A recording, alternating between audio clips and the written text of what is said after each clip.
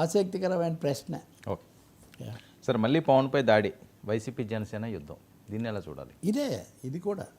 ఇది కూడా పవన్ మీరు ఏదో కొంత సైలెంట్గా ఉంటాం అది ఇది అంటారు కదా, అది కాదు. జక్కంపూడి రాజా గతంలో వరుసగా అనేక సార్లు చేశారు.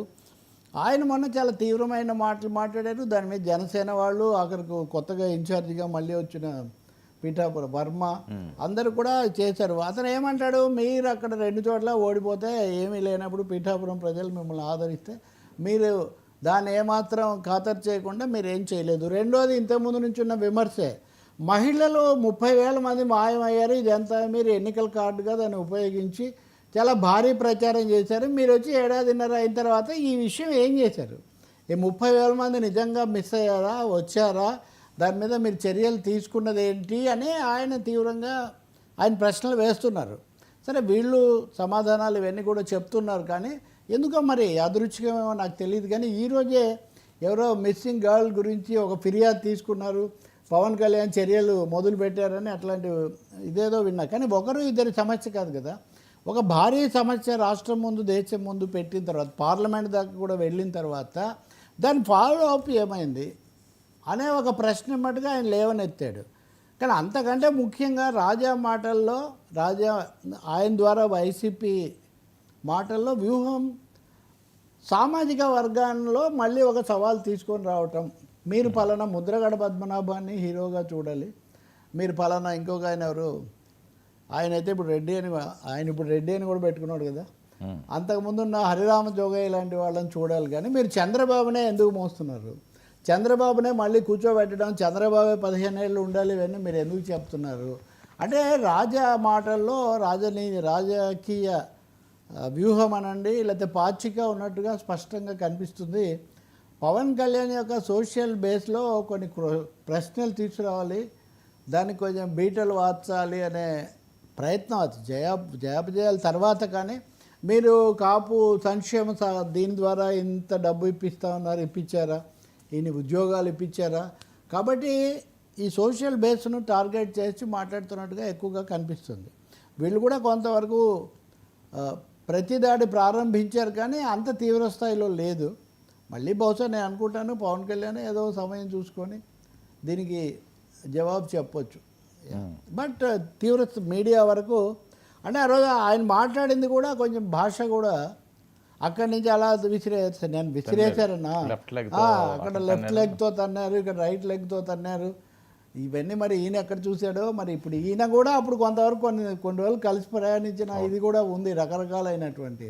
సరే, ఓడిపోయిన వాళ్ళందరినీ ప్రజలు ఎగ్గుతో తడినట్టు కాదు, ఒక ఇద్దరు నిలబడతారు, ఒకరిని ఎన్నుకుంటారు, ఒకరిని ఓడిస్తారు, అంతవరకే. కానీ ప్రజలు ఓడిపోయిన వాళ్ళందరినీ ఏమో అగౌరవపరిచినట్టు అట్లా అయితే మహామహులే ఓడిపోయారు. వాళ్ళందరినీ ఏదో ఎడమ కాలుతోనో కుడి కాలుతోనో తన్నారు అనేది అది సరికాదు, అది ప్రజాస్వామ్య స్ఫూర్తి కూడా కాదు. అది ఓడిపోయారు అంటే మామూలు భాషలో అంటుంటారు, కానీ అదేమీ సరికాదు. కానీ ఒకటి ఉంది కదా, పీఠాపురంలో కూడా ఇలాంటి ప్రశ్నలు ఉన్నాయి కదా, మరి అక్కడి నుంచి అక్కడికి, ఇక్కడి నుంచి ఇక్కడికి వచ్చారు, ఇప్పుడు ఏమవుతారు అని. అందుకే తెలుగుదేశం వాళ్ళు కూడా జాగ్రత్త పడుతున్నట్టుంది.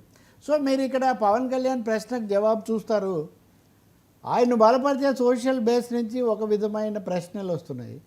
తెలుగుదేశం పార్టీ నాయకత్వం నుంచి లేదా లోకేష్ అభిమానుల నుంచి వీళ్ళేమో ఫోకస్ ఇటు మార్చాలి అనే ఒక ప్రయత్నం చేస్తున్నారు.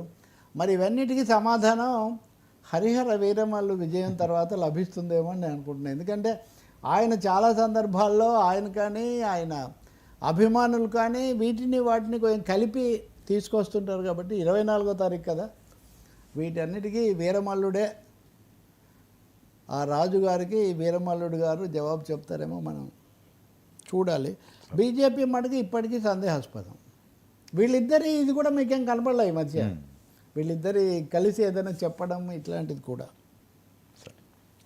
ఇదే మీకు వైజాగ్లో కూడా ఇదే సమస్య. నిన్న మనం డ్రగ్స్ అవన్నీ మాట్లాడాం కదా, ఆయన ఉన్నాడు కదా, అది వరకే మాజీ మంత్రి సత్యనారాయణ, సీనియర్ మంత్రి ఉన్నాడు కదా, ఈయన ఆరోపణ చేశాడు. గుడివాడ అమర్నాథ్ మున్సిపల్ శాఖ మంత్రి చేశారు కదా తెలుగుదేశం,